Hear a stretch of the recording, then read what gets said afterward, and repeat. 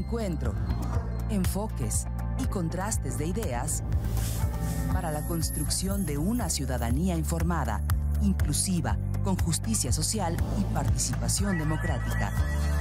En Voz Alta. Muy buenas noches, como cada semana los saludamos con mucho gusto aquí en su programa En Voz Alta. Esta noche con un tema que ha sido el tema de conversación a lo largo de estos días, porque el pasado domingo 4 de junio tuvimos elecciones en 2 estados del país, en Coahuila y en el Estado de México. Y bueno, pues este programa se trata de desmenuzar, de analizar, de platicar sobre estos resultados, sobre qué hay detrás, ¿no?, de estos resultados, el análisis político, que además ya saben que casi no nos gusta aquí, así que les doy la bienvenida de mi lado derecho a los Arturos. Muy buenas noches. Buenas noches, María. Y de este lado, Charlie, muy buenas noches. De la izquierda. De la izquierda. Bueno, pues me da mucho gusto poder compartir este espacio en el que seguramente nos va a faltar tiempo. Yo quisiera poner a nuestra audiencia en contexto de lo que pasó, de los resultados finales. Como ya lo mencioné, hubo elección en 2 estados, en el Estado de México.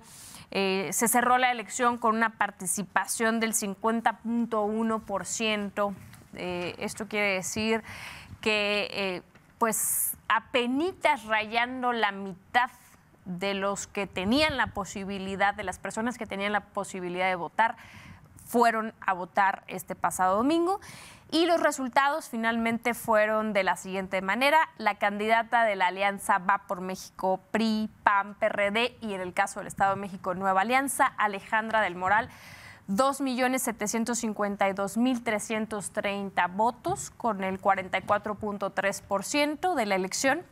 Y la candidata de la alianza Juntos Haremos Historia, Delfina Gómez, 3.272.106 votos, con el 52.6%. Y en el caso de Coahuila, la elección se cerró con una participación del 56.35%, un poco más alta.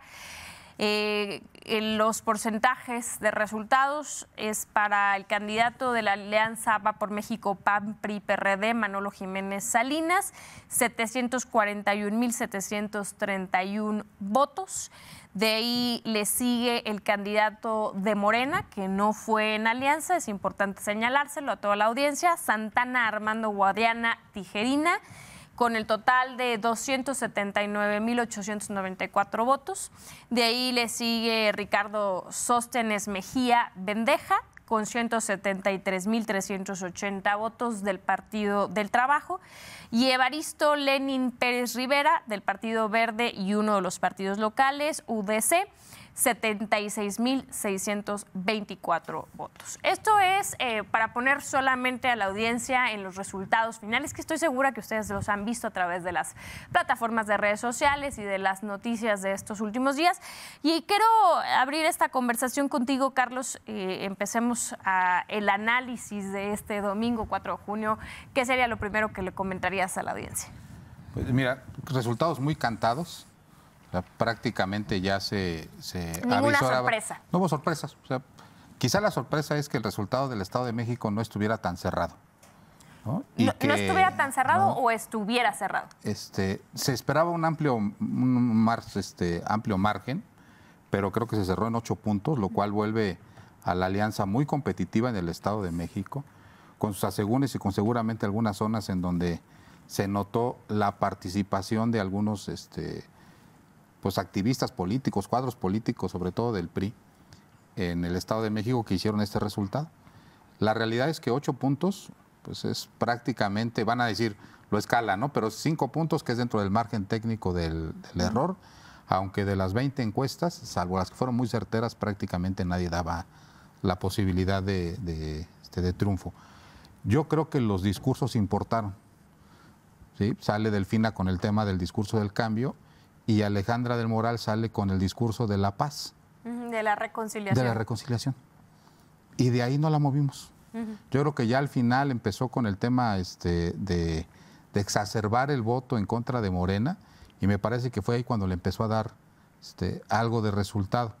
Yo no sé qué números haya visto o qué encuesta haya visto que le convencieron con la idea de decir, oye, creo que lo que necesita el Estado de México es un asunto de reconciliación, cuando todavía estaba muy vendido por Morena el tema del conflicto entre dos clases, ¿no?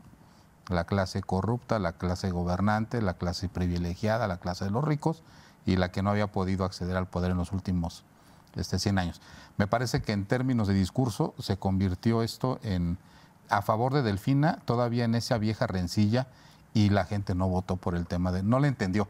Claro. Al tema, porque aparte, pues si tú veías el tema de el discurso de vamos a reconciliar esto, pero yo soy valiente, más bien lo valiente es como para enfrentar una batalla, y las batallas regularmente no son para la reconciliación. Entonces, a mí el término valiente me gustaba en el Estado de México, como decir voy a defender al Estado de México de la ola que viene, pero bueno, eso es digamos que en términos discursivos. Dato relevante en el caso del Estado de México, dato muy relevante.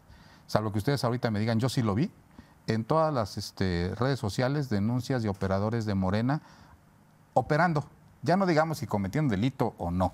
Los que hemos estado en ese tipo de operativos, pues te los detiene la policía y te los encarcela. No encontré uno. Uno del PRI. Uno del PRI. Yo tampoco. Uno del PRI no lo encontré. Lo cual quiere decir que el aparato del PRI, que eso es lo que le salía mejor, no salió. Y cuando dicen toda esta situación de conspiración del gobierno o de las estructuras priistas que no se movieron, por ese solo hecho yo se los creo. Yo buscaba en serio en redes sociales detenido PRI con el listado, o tuvieron el sistema bingo, o estaban concentrados en tal casa, un solo caso no encontré. Y entonces me parece que el PRI, que es fuerte, el día de la jornada electoral, ese día no se movilizó en la mayoría de las zonas del estado de Querétaro, solamente, de México, perdón. Mi Dios lo mande. Me traicionó el inconsciente. Y ahorita lo voy a aterrizar aquí en Querétaro. Ese solo hecho hace el gobernador y su aparato no se metieron. Este es un tema importante y Carlos pone sobre la mesa de la estrategia narrativa que utilizaron las dos candidatas, hablando particularmente del Estado de México. Por un lado, el discurso del cambio por parte de la maestra Delfina, y por otro lado, la estrategia de la reconciliación que planteó Alejandra del Moral, y que pareciera que si uno interpreta el porcentaje de participación que estuvo por debajo de lo que se estila tener en participación en las elecciones a gobernador o gobernadora del estado anteriores, pues que pareciera que no permeó, por ejemplo, particularmente la estrategia de Alejandra del Moral, ¿no? Donde creo que había que incentivar a que la sociedad participara en esta pues en esta ola de reconciliación y demás, pero que al final de cuentas hay un dato duro que es sumamente sorprendente. De 10 personas que podían ir a votar, 5, casi ni los 5, porque estuvimos rondeando en el 48-49% de participación, hasta finalmente llegamos así de panzazo al 50%, ni 5 personas completas, ahora sí, por así decirlo, fueron a votar. O sea, quiere decir que hay 5 mexiquenses que se mantuvieron al margen completamente de esta elección. ¿Qué opinas de eso? Mira, yo creo que hay que hacer un análisis histórico de la participación tradicional del Estado de México. El Estado de México no es un estado que se caracterice por tener altos índices de participación. Por ejemplo, Yucatán sí está en los más altos, ¿no? Querétaro también tiene porcentajes muy altos de participación ciudadana en los procesos electorales. Creo yo que a la alianza, la alianza ¿Va por México? Va por México, gracias María. La alianza Va por México, le faltó entender cuál era su papel en esa cancha. Yo, más allá de abonar a las teorías conspiratorias, me queda claro que la alianza iba en una posición de oposición. O sea, iba de oposición con el gobierno federal y yo creo que también con el gobierno estatal, ¿no? Entonces, creo que les faltó apostarle a incentivar mucho más una narrativa de buscar que la gente saliera. De por sí ya el Estado de México no es un estado que se caracterice por altos índices de participación ciudadana. Entonces creo que a la alianza, y eso les va a pasar a nivel nacional, María, si no incentivan una participación de la clase media, de los jóvenes, o sea, la verdad es que la 4T ya tiene bien focalizado su electoral. Voto. Sí, y su voto, y lo trabaja re bien, ¿no? Sí. Más allá de las prácticas, como bien lo refiere Charlie, ¿no? Las prácticas que pues salieron muchísimas, ¿no? Hay muchos operadores, muchas movilizaciones. Más allá de eso, lo cierto es que la 4T tiene bien ubicada su segmento de electorado en estados como el Estado de México. Es muy interesante esta reflexión que dices, perdón que te interrumpa, pero esta reflexión donde dices, a ver, creo que lo que es Morena y sus aliados tienen muy direccionado su mensaje y su narrativa a su electorado, ¿no? Y desde tu percepción, la Alianza Va por México no ha sabido permear en términos discursivos y narrativos para que eso se traduzca en participación al otro espectro. Exacto, porque ellos están pensando en su público tradicional. Tienen que salir por nuevo público. Correcto. O sea, y hay un público, esos 5 que no salieron a votar, ¿cómo los conquistaban? ¿Cómo los conquistaban, no? Y creo que les faltó incentivar. O sea, desafortunadamente, y digo, no es una recomendación para nada, pero creo que generalmente cuando tenemos mayor participación es cuando las cosas se polarizan. Y eso es uno de los riesgos que yo vería de las narrativas que pueden ser un poco más radicales, ¿no? Pero eso funciona. En otros lugares del mundo, pregúntenle a los ingleses, por ejemplo, en el Brexit, pregúntenle a Nicaragua. O sea, hay discursos que han sido muy radicales y que de alguna otra forma sí promueven mucho la participación ciudadana. Se han tomado malas decisiones, ¿no? Porque se mueven otras cosas, ¿no? Pero lo que creo que faltó en este sentido es entender en qué cancha estaba jugando la oposición. Yo lo veo a lo lejos, ¿no? Desde luego no tengo evidencia de cercanía con la gente que entró ahí, pero yo lo que veo es esa parte, María, y decir que, bueno, digamos que el triunfo de la gente de la 4T en el Estado de México se veía venir.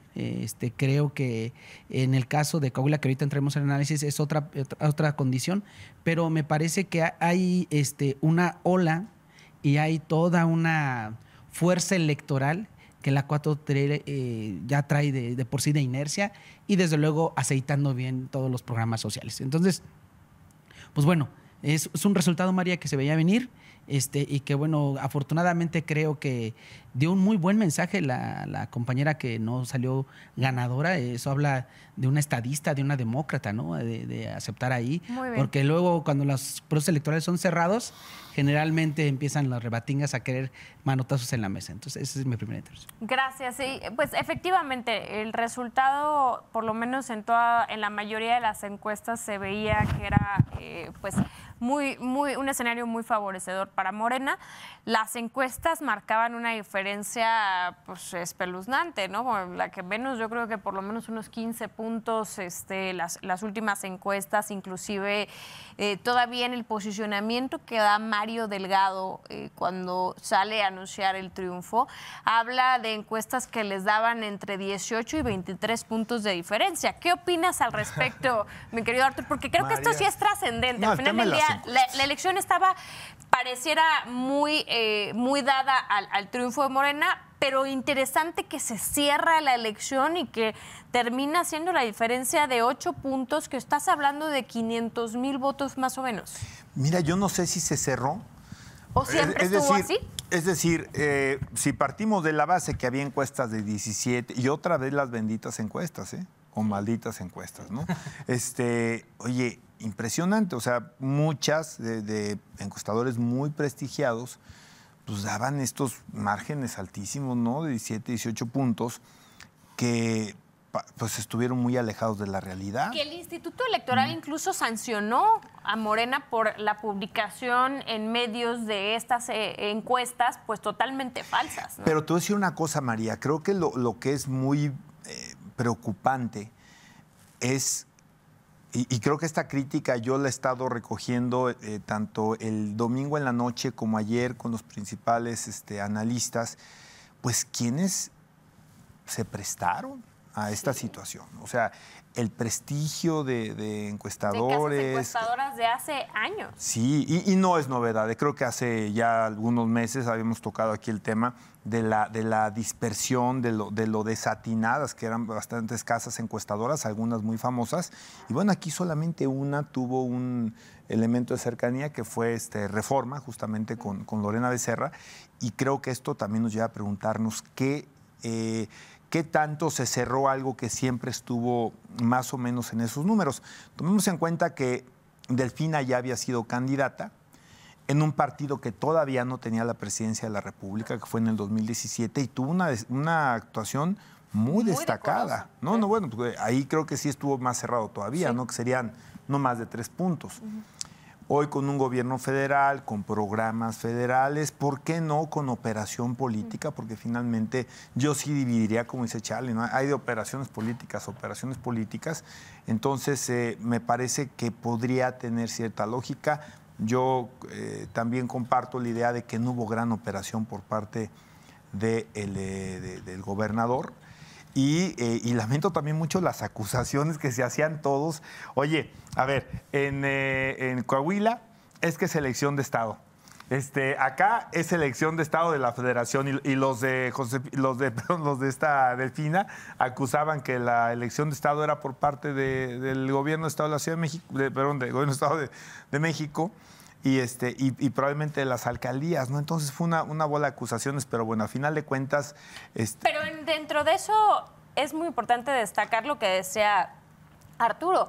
El mensaje de Alejandra es, creo que muy estadista, muy demócrata, ¿no? De salir a decir, ¿sabes qué?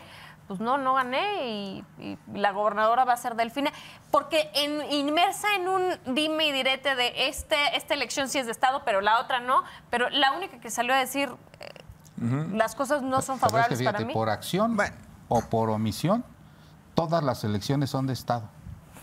Bueno, ¿Sí? sí lo organizan instituciones porque, del Estado, ¿no? Porque, bueno, en el caso del Estado de México, ¿no? Alejandro Moreno, la entrevista de ayer, en la tarde, ¿no? Donde ya le sangraba el corazón y decía al gobernador, traidor, bla, bla, bla. Pero después puso una señal final, ya casi al final. Dijo, y a todos los funcionarios los van a correr, porque van a llegar y los van a despedir. O sea, ¿quién más puede influir en un proceso electoral de forma determinante, salvo un gobierno de un estado que tiene 186,000 millones de pesos y debe de tener cerca de 50,000 funcionarios? O sea, no hay una estructura política más grande en ningún estado Que la del Estado. que la del Estado. Entonces, al Estado no se le gana. El Estado suelta o pierde o entrega. Yo remonto al tema del año 2015 aquí, fue exactamente igual. Exactamente igual. Al PRI lo abandonó el gobernador del Estado en ese momento y no hubo operación política. Y tan es así que hubo premio. Entonces, quienes lo hemos vivido de cerca, realmente no hay forma de poderlo hacer. Ahora, el tema de las encuestas. ¿Qué favorece otro fenómeno en la política mexicana? Que no sé si se da en otros lados, pero aquí en México es El muy... abstencionismo. No, la cargada, Mari. Por eso, porque dices, ¿ya para qué participo? No, pero la cargada en términos de quienes le apuestan a las campañas y de quienes le operan a las campañas. O sea, que es una fuente de financiamiento No, el a numerito. ver, Arturo, es que llegan y te perdón, lo voy a Sí, sí, teatralizar, sí, ¿no? sí. Y Arturo, que no es que no es partidista, aunque sí es político, llega y le digo, jala. Oye, fíjate que aquí está la encuesta y yo voy a ganar. Oye, y además me le hizo tal casa encuestadora Claro. al prestigio. Y entonces lo voy sumando. Y entonces el fenómeno de algo que parecía estar más o menos parejero se empieza a inclinar en favor de alguien con el favor de las encuestas. Entonces yo creo que uno de los grandes errores de Alejandra del Moral fue decir, ya la voy a alcanzar y ya estoy subiendo. O sea, confirmaba la versión de voy abajo. Pues si hay casas encuestadoras que se prestan con eso, pues contrátalas, pero en contra, ¿no? O sea, si hay quien lo tiene que hacer, se tiene que generar una percepción de ganar para la que por cargada. lo menos compitas en el dinero que recaudas y en los operadores que terminan ayudándote, Oye, ¿no? y no sé si escucharon los argumentos, pero a mí me parecen completamente pobres, ¿no? O sea, no, es que lo que pasa es que la metodología es diferente. Bueno, es que la metodología, precisamente hay una cosa que se llama robustez de la metodología.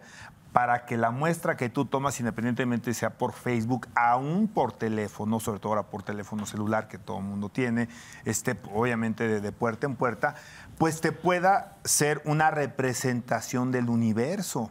Entonces, eso que yo veo analistas que decían, Dios mío, ¿en serio están diciendo eso? Es que habrá que ver la metodología. No, señor, la metodología siempre tiene que buscar en estadísticas que la muestra que estás tomando represente al universo. Entonces, no puedes disculparlo de esa manera. Pero fíjate, otra casi encuesta amenaza, ¿no? Porque, las encuestas van a decir esto. ¿Qué sucedió el jueves? Sale un artículo de un periódico ¿El País? El País. Del País o de Guardian, en Estados Unidos, y dicen, hay 5,000 millones de pesos en disputa. Pues ese es un mensaje fabuloso para el gobernador y para su estructura. Si pensabas meterte, si tenías las caletas ahí para... Fue un calambre, ¿no? Parecía que era un mensaje como de te recuerdo que aquí tengo esto. Que aquí no puedes meterte, ¿no? Porque dicen, oye, es que ese era un tema que podían haber reventado al inicio de la campaña. Sí podrían, pero el mensaje no era para Alejandra del Moral. No, era para la estructura del gobierno del Estado, decir, aquí tengo esto y lo tengo reservado, pero es como una filtración, ¿no? Ahora, a mí me parece también bien importante decir que al inicio de la campaña, los que nos tocó vivirla desde, pues no de adentro, pero sí de forma cercana, había poca esperanza, ¿no?, de que se pudiera ganar. Y hay algo que reconocer, porque no es fácil, que la candidata logró hacernos creer que se podía ganar. Este tema de creer que puedes ganar, creo que esta percepción incluso interna es bien difícil de construir, sobre todo en un escenario tan adverso en donde había tantos rumores justamente de que el gobernador no estaba, que al gobernador desde Palacio Nacional le habían bajado línea de no intervenir, y señales, ¿no? Cosas que, como bien dices, incluso el tema del financiamiento, cuando tienes tantas encuestas de tantas casas encuestadoras con mucho prestigio, diciendo que ahora sí que vas 30 puntos abajo, levantar financiamiento es bien complicado. Entonces, en un escenario sumamente adverso, hacer que la gente creyera que se podía ganar, me parece un mérito enorme de Alejandra y del equipo, ¿no? A mí me gustaría que, previo a que terminemos esta primera etapa, pasemos también a platicar de lo mismo que hablábamos en las encuestas, pero ahora de Coahuila, porque pareciera que ahí no se equivocaron tanto. Entonces ahí deja uno ver, ahora sí que la malicia pensaría que sí, efectivamente se utilizaron, en el caso del Estado de México, con propósitos políticos, quizá de mandar la cargada en términos de financiamiento, de quitar el incentivo de participar por decir, ya está dado, ya está ganado, ya está muy definido, o cualquier otra perversidad política, porque al final de cuentas, ¿por qué en Coahuila entonces pareciera que no están tan erradas los resultados de las encuestas? Quien quiera. Para mí es un caso rarísimo el de Coahuila, porque aunque se habla de que hubo división y que a final de cuentas se trató ya muy burdamente al final de jalar a los partidos que pueden ir aliados con Morena, la realidad es que quien infló a Ricardo Mejía fue la propia Presidencia de la República. Ustedes recordarán que inclusive como subsecretario pues se le dio permiso inclusive para ir a operar el tema de la revocación de mandato en Coahuila, lo cual mandaba una señal que yo pensaba que iba a ser el candidato, porque lo fueron emocionando a un punto donde dijo, pues trueno. Yo creo que si hubiera mandado la señal del principio, va a ser Guadiana, pues a lo mejor el cuate ni se mueve. Yo estoy a todo dar de subsecretario y bueno, pues ya veremos si luego viene el Senado alguna cosa, pero no me muevo, ¿no? A mí eso la verdad es que me llamó enormemente la atención. Fue un candidato que lo cuidaron un poco. ¿Y a qué me refiero con que lo cuidaron un poco? A Delfina de alguna forma pudieron... La arroparon, pero no la dejaron cometer errores. Se quejaban mucho, inclusive algunos medios que le entrevistaban, de que, bueno, pues de que eran muy cortas las respuestas en los debates, obviamente, que se tratara de limitar los temas, inclusive en los discursos hablaban más los teloneros que la propia candidata. Y en el caso de Guadiana, no. Digo, y también, bueno, quizá le faltó a él algo de discurso, pero bueno, pues con esto de peso pluma, ¿no? Que como una oferta de gobierno, imagínense, pues lo fueron también dejando y el señor pues no traía los elementos, ¿no? Entonces, sí creo que ahí se dieron varios factores donde se dejó, yo creo que se dejó perder de alguna forma. Sí, yo coincido. Fíjate que el caso de Coahuila, la participación, ya lo mencionabas tú al inicio, llegó al 56% más o menos. Sí, bastante bien. Sí, un poquito más que el Estado de México, unos 6 puntitos. Pero sí, también. Que es bastante. Sí, bastante. O sea, si lo pones en referencia, 10 personas, en el Estado de México apenas la mitad, apenas 5 fueron a votar y otras 5 no. En el caso de Coahuila se está hablando que casi 6 personas fueron a votar. Sí, y me parece también que, digo, no es como muy profundo hacer este análisis, pero pues es una calca, desde luego, de lo que se venía trabajando con tiempo por parte del gobierno federal. Yo creo que sí hubo ya un acuerdo popular a nivel nacional.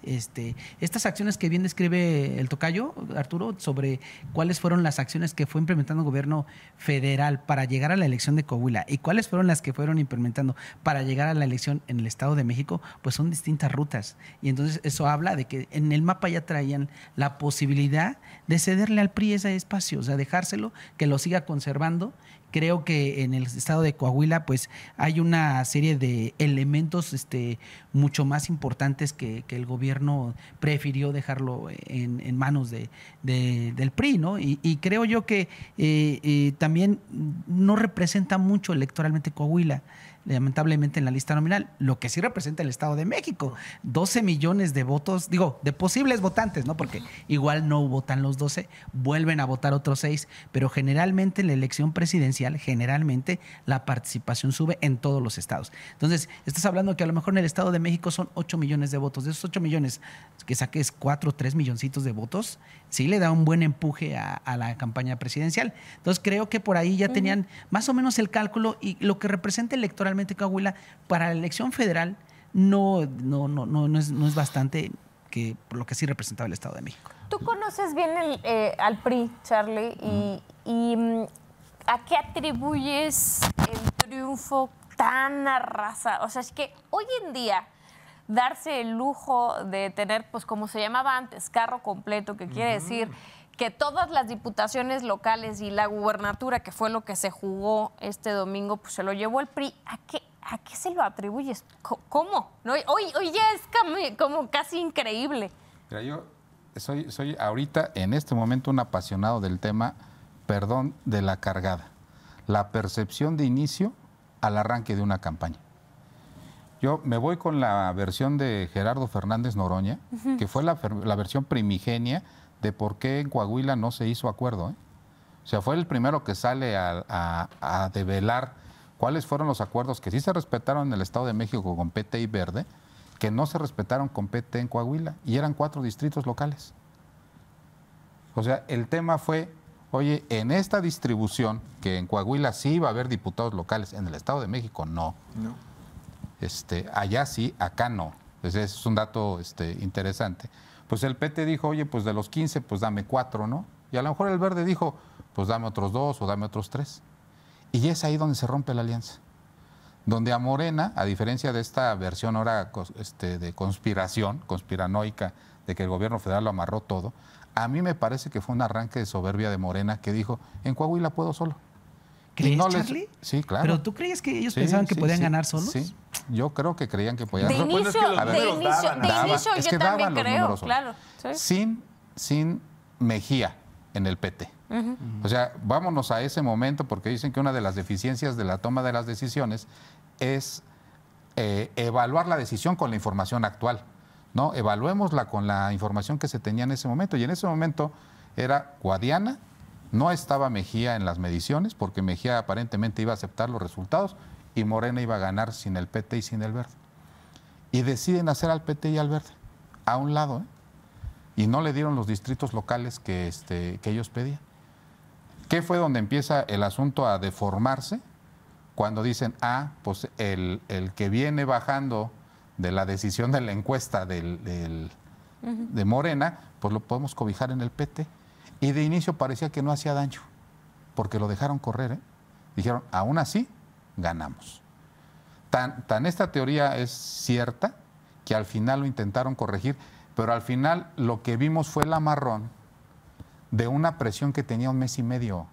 Voy a ir a un corte, pero volvemos contigo para continuar con esta idea. Ahorita regresamos, no se lo pierdan.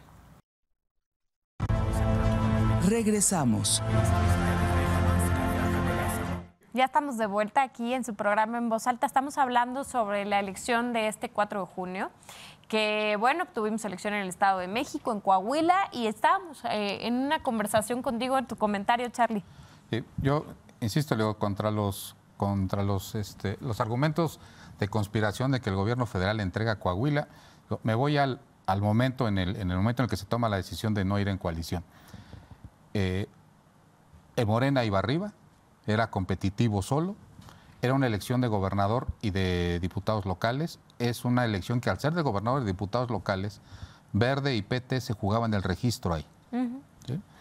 Dato curioso, en el Estado de México también se jugaba en el registro, o se están jugando el registro, pero ahí la alianza fue los 3 partidos por separado, y fíjense el detalle, y la coalición Juntos Haremos Historia. Candidatura común. Candidatura común, con lo cual los 3 logos iban juntos.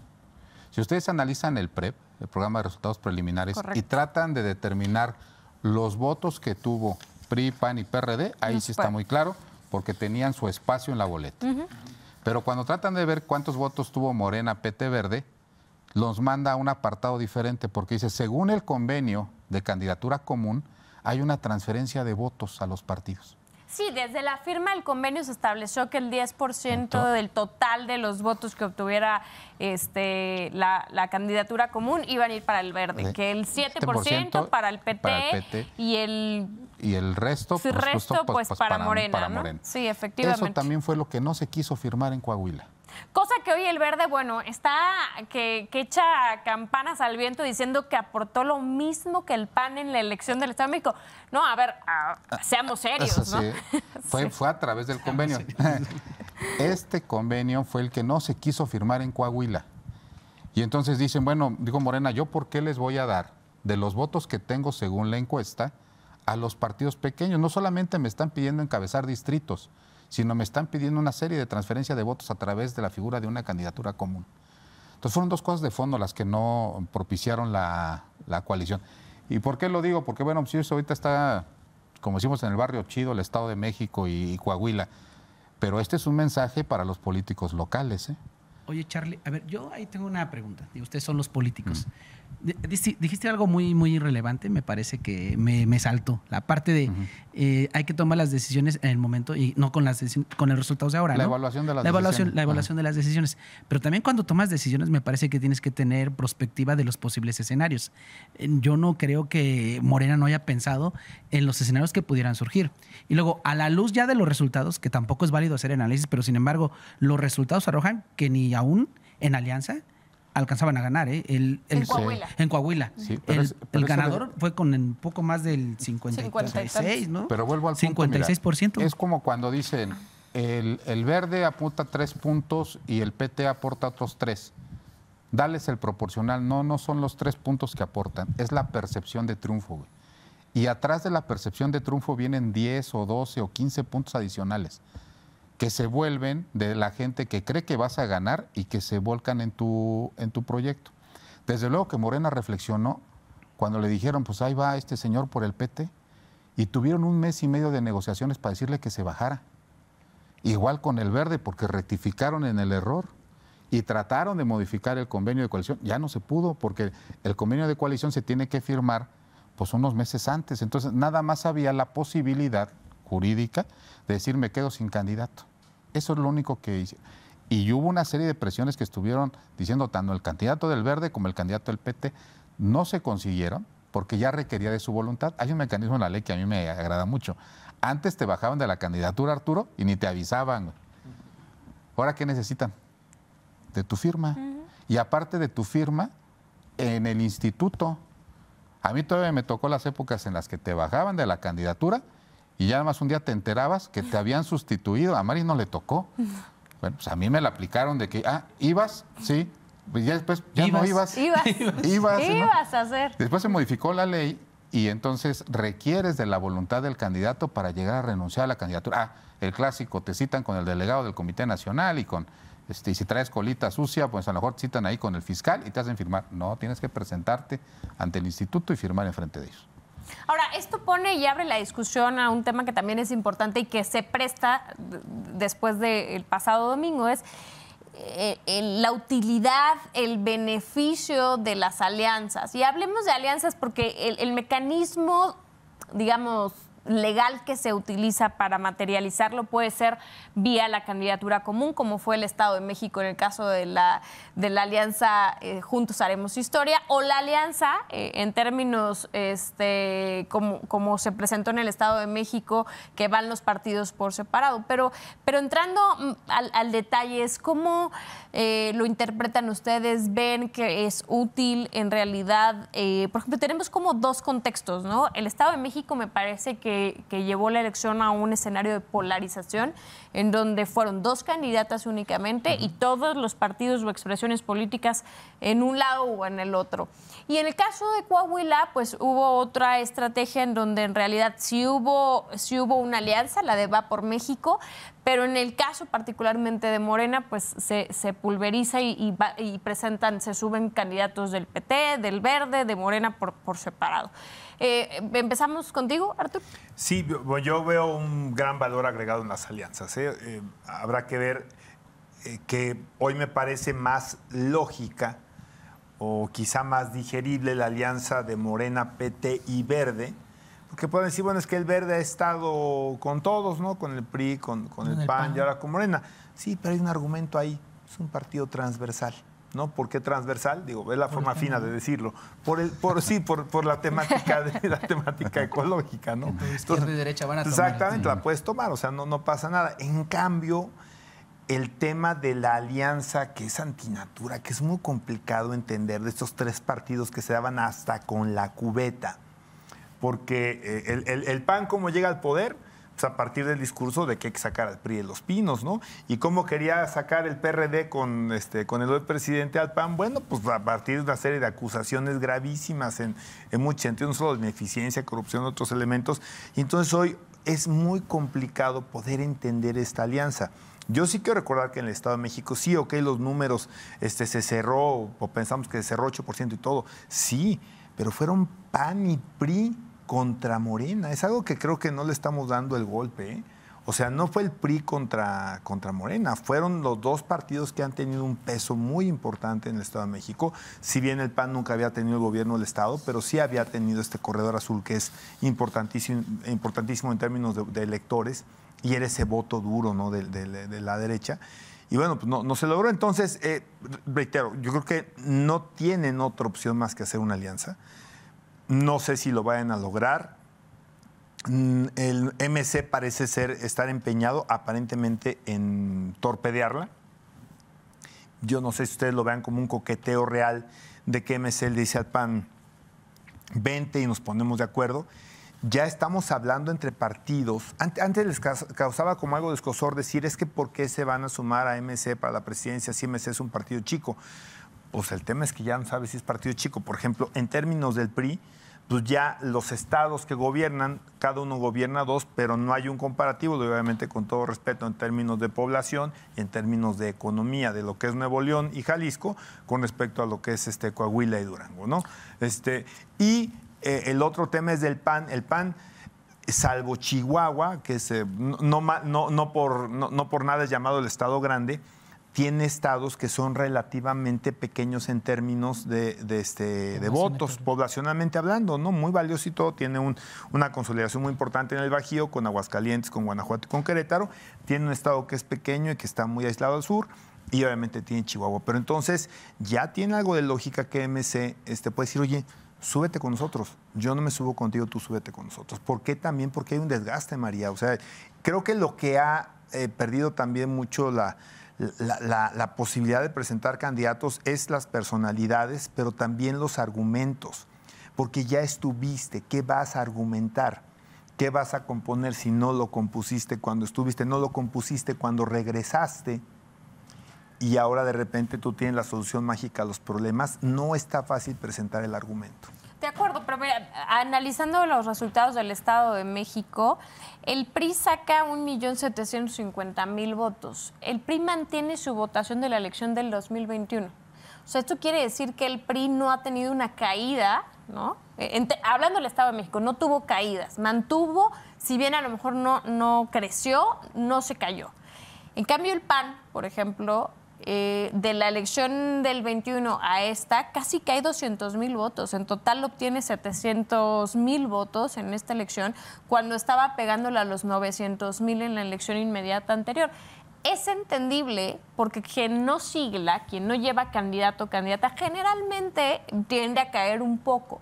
Pero me parece que esto no es un poco, me parece que es mucho, e incluso ya entrando a las entrañas, tú empiezas a revisar resultados, por ejemplo, como Whisky Lucan, donde Enrique Vargas, que es pues una de las figuras más relevantes de Acción Nacional en el Estado de México y que incluso quería ser el candidato a la gubernatura, pues es donde él tiene su mayor presencia.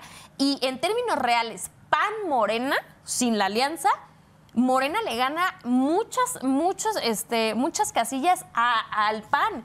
E incluso PAN-Morena en el balance general pierde el PAN contra Morena en Whisky Lucan, que es el lugar donde más poder tiene Acción Nacional en el Estado de México, ¿no? Ya con la alianza cambia la cosa, pero a lo que voy es, a mí me deja una gran reflexión. Yo creo que la alianza no se está sabiendo construir desde abajo, se está quedando en lo popular y eso se está viendo reflejado en la calle, ¿no? En el territorio. Mejor ejemplo que Whisky Lucan no hay. Sí. Yo creo que hay que hacer una reflexión, María, Carlos, Arturo, en razón de la utilidad política y rentabilidad electoral de las alianzas, y otra también en razón de la utilidad al sistema democrático de este país cuando conformas unas alianzas.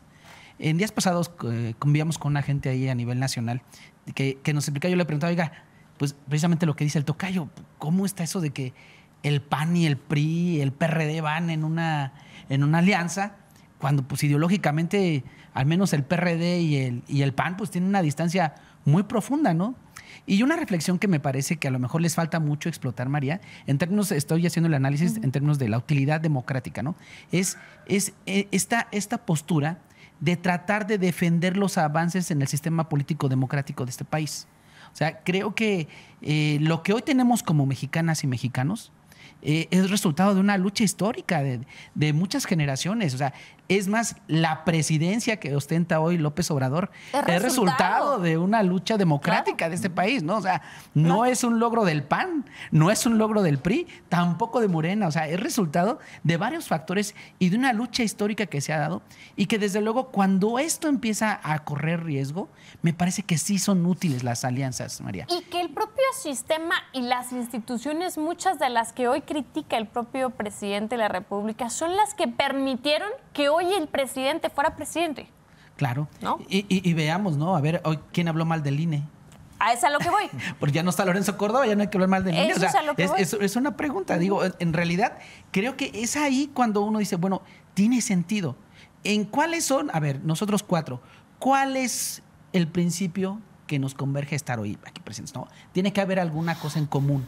Podemos tener algunas diferencias y todo eso, pero somos egresados de esta casa, de esta universidad, y creemos que podemos seguir aportando con este análisis.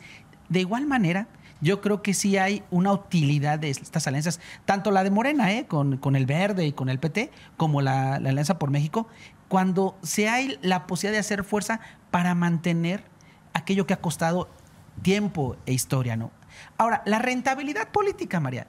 Desde luego que yo creo que pues eso tiene que pasar. O sea, es un tema de que no les alcanza. Incluso algunos partidos necesitan de estas figuras para mantener el registro, ¿no? Creo que hábilmente algunos mercenarios de la política usan estas alianzas para sostener el registro y mantenerse vivos en eso, ¿no? Aquí en Querétaro tuvimos un partido de una familia, yo no diré nombres porque igual los ubican, que mis respetos para todos ellos. Que hoy ¿no? están en Acción Nacional. Y están hoy en Acción Nacional, ¿no? Y que desde luego, pero le encontraron el mecanismo, ¿no? Ahí ya llegan acuerdos, algunas veces iban en alianza, en el convenio de coalición y demás, generaban ciertos porcentajes de los votos y que desde luego pues son procesos naturales que lo que buscan es subsistir. Aquí digamos, la cuestión es que como ciudadanas y ciudadanos nos demos cuenta cuál es la finalidad de la alianza. ¿Es una finalidad de ver el interior superior que nos converge o es una finalidad meramente electoral o de subsistencia, ¿no? Entonces, yo creo que son valiosas. Es más, yo me iría no solo al ámbito electoral, no solamente a esta etapa de la lucha por la obtención del poder. Yo creo que algún día ese sería mi sueño, que en México transitáramos a un sistema parlamentario donde tuviéramos gobiernos de coalición.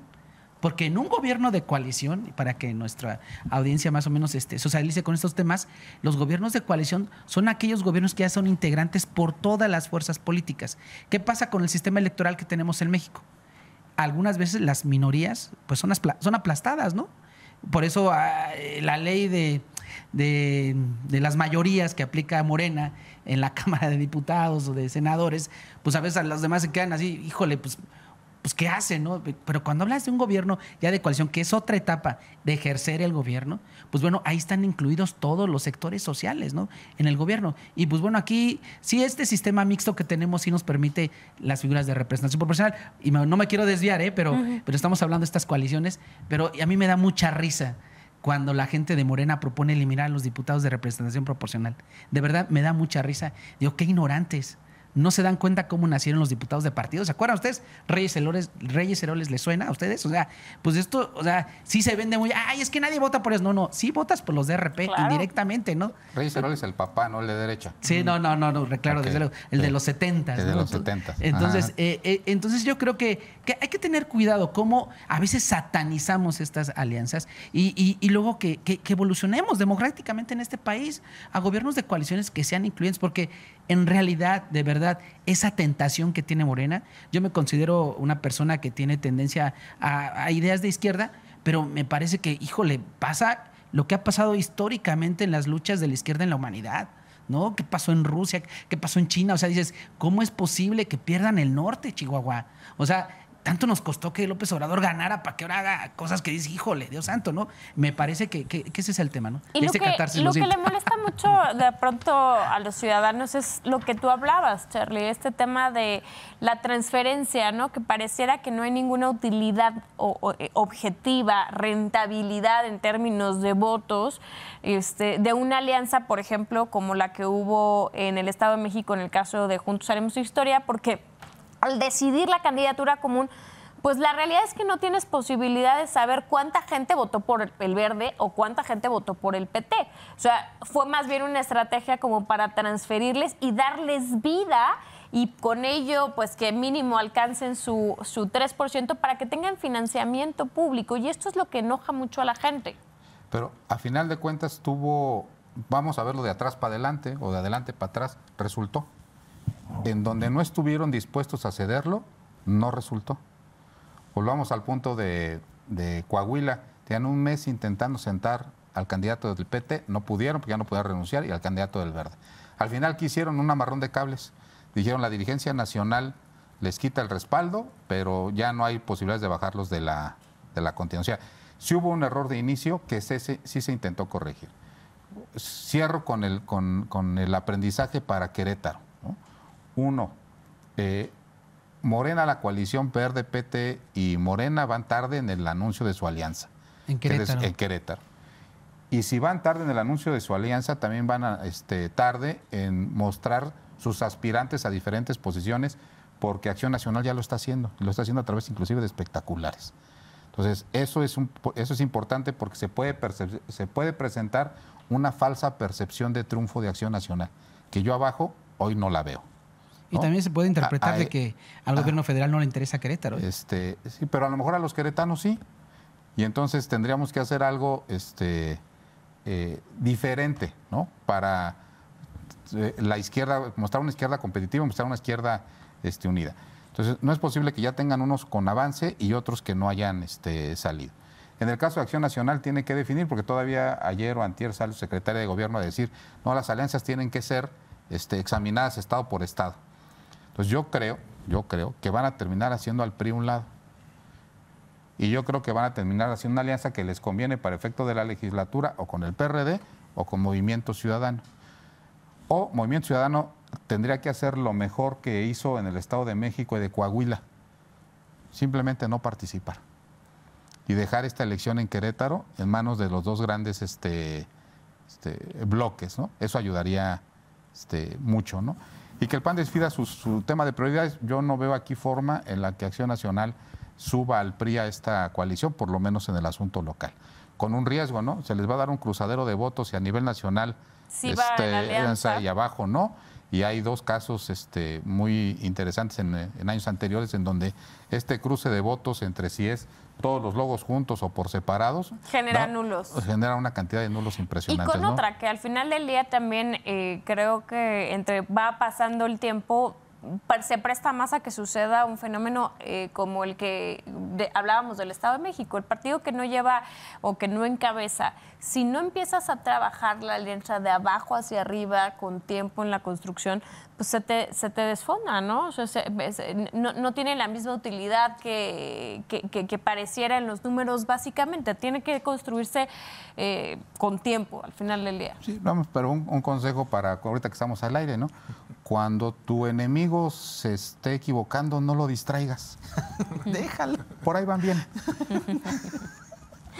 Pues miren, yo creo que hay mucho que platicar. Nos interesa mucho su opinión y les pediríamos que nos escriban a través de las cuentas de redes sociales, porque nos interesa saber qué opinan ustedes. ¿Les gustan o no les gustan las alianzas? ¿Quieren que se mantengan las alianzas como están? ¿Les gustaría que fueran por separado los partidos? El año que entra hay elección en el estado de Querétaro, así que ya no solo estamos hablando de escenarios en otras latitudes de nuestro México, sino particularmente aquí, y nos interesa saber y conocer su opinión aquí a través de este espacio. Así que pues se nos agotó el tiempo. Muchísimas gracias. A ustedes que hacen posible cada semana este espacio de diálogo, de análisis, y no dejen de seguirnos, por supuesto, a través de las redes. Nos vemos la próxima semana aquí en Voz Alta. Gracias.